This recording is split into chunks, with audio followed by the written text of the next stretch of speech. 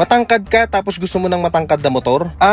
Ito ang para sa'yo. Ang bagong Transalp 750 ng Honda. Bagong labas lang nito ngayong 2023 dito sa Pilipinas. At para mas pakilala natin ang bagong bike na ito, andito si Boss Arch para explain. Boss Arch, kaninong motor po ba ito? Sa customer natin, 750 na pangbundok Honda. Yan, Honda Transalp. Ito yung bago nila. Ang pagkakaintindi ko rito, ang makina dito, medyo katulad sa NC750. Pero ang pinaka-features nito, adventure.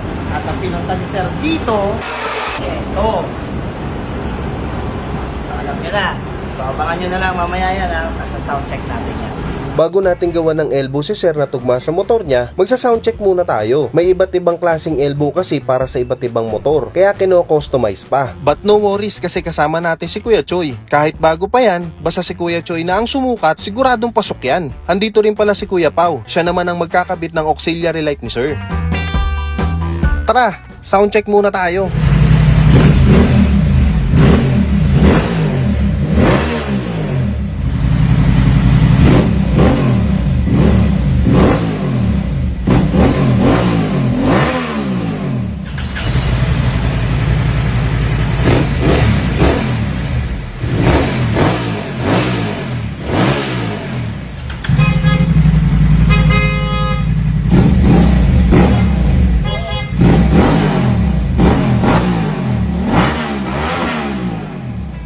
Pagkatapos ng ilang soundcheck, ang napili pala ni Sir ay ito, V-Link Kronos. Sa looks at tunog talagang swak itong pinili ni Sir para sa motor niya. Plus, hindi basta-bastang materyales ang ginamit dyan. Hindi lang panlabas kundi panloob nito ay siguradong quality. Tara, soundcheck natin ulit itong V-Link Kronos.